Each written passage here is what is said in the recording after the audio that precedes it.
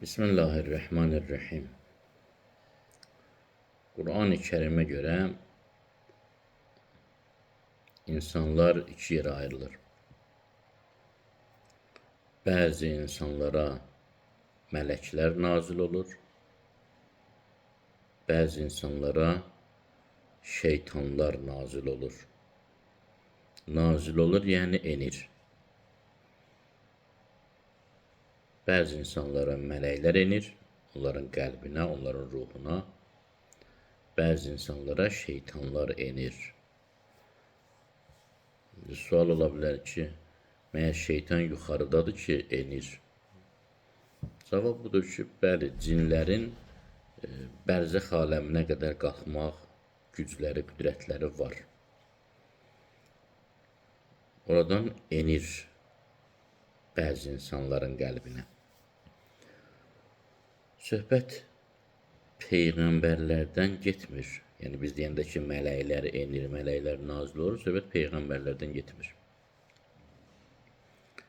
Sıravi amma iradəli insanlardan söhbət gedir.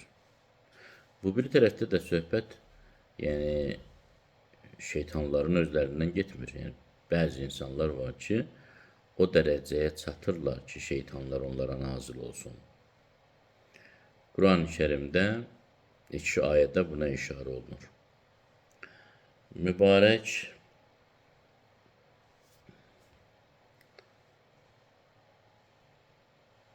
Şüəra surəsinin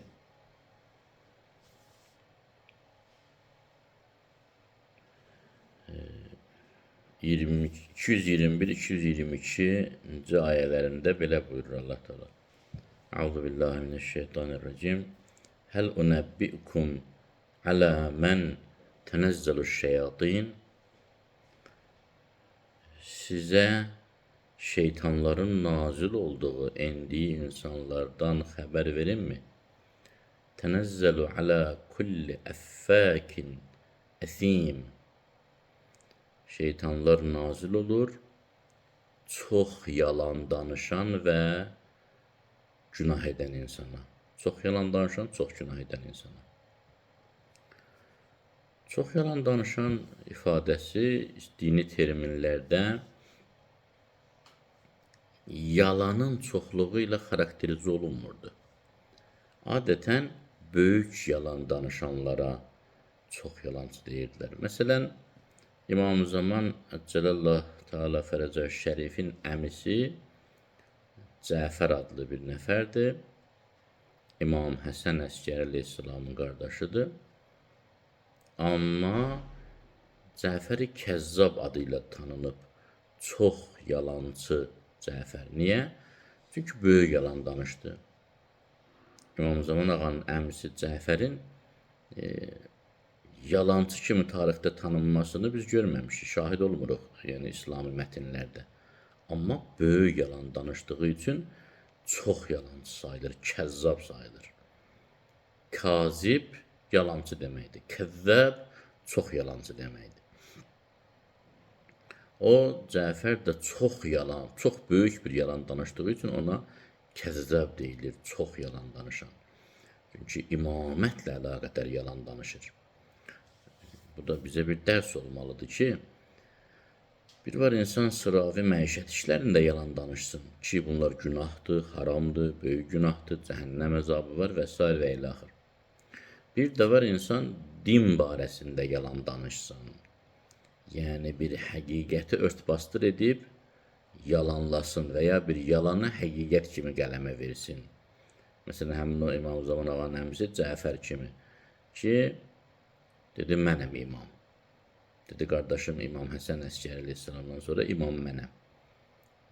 Yəni, bu böyük yalanı danışdı.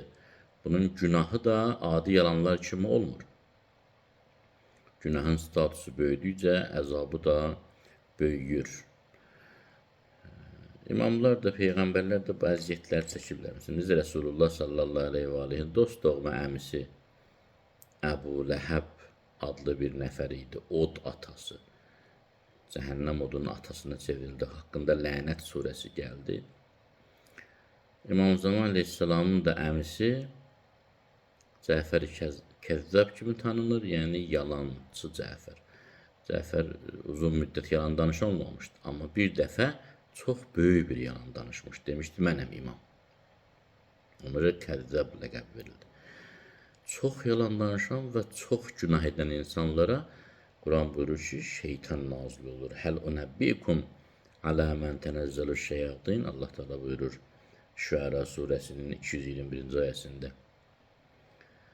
Şeytanların nazil olduğu şəxslərdən sizə xəbər verimmi? Yəni sizə deyimmi ki, şeytanlar kimlərə nazil olur? Sonra cavabını da özü verir. Tənəzzəlu alə kulli əffəkin əsim. Çox yalan danışan və çox günah edən hər bir şəxsə şeytan nazil olur. Necə ki, mələk müsbət adamlara nazil olur, onlara ürək dirək verir. Şeytanlar da mənfi adamlara nazil olub, onlara ürək dirək verir ki, qorxmayın, asanlıqla günah eləyə bilərsiniz. Bu, şeytanın nazil olduğu, bir də var, mələklərin nazil olduğu. İnsanlar, dediyim kimi, peyğəmbərlər deyil. Fussilət surəsinin 30-cu ayəsində Allah Teala bu barədə məlumat verir. İnnellezîne qalu rabbunallah thumma istaqamu tetənəzzəlu aleyhimul mələikə la təxafu və la təhsənu və əbşiru bil cənnətilleti kuntum tuadun. Həqiqətən Allah deyib dayananlar, müqavimət göstərənlər, dözənlər, meydanı boş buraxmayanlar, mövqelərini dəyişməyənlər elə insanlardır ki, tətənəzzəl aleyhimul mələikə. Mələklər onlara nazil olur. Onların qəlbindən mələklər enir. Enib nə deyir? Niyə nazil olur? Əllə təxafu. Nazil olub onlara ilham verirlər ki, qorxmayın. Və lə təhsənu. Və qəm-qüssə çəkməyin. Və əbşiru bil cənnətilləti kuntum tuadun. Və müjdə olsun sizə vədə verilən cənnət. Allah ki, sizə cənnəti vədə vermişdi. Müjdəliyirik sizi ki, o sizlikdir. Məlum o ki, bu dünyada nazil olur mələklər. Yəni, insan peyğəmbər olmasa da ona mələk nazil ola bilər. Fussilət surəsi 30-cu ayə. Davamında 31-ci ayda buyurur, Nəhna əvliyaikum fil həyatid dünya və fil axirə. Dünya həyatında da biz sizin vəlilərinizik, sahibləriniz, dostlarınızı, axirət həyatında da. Və ləkum fiyhə mə təştəhi ənfusukum və ləkum fiyhə mə təddəun.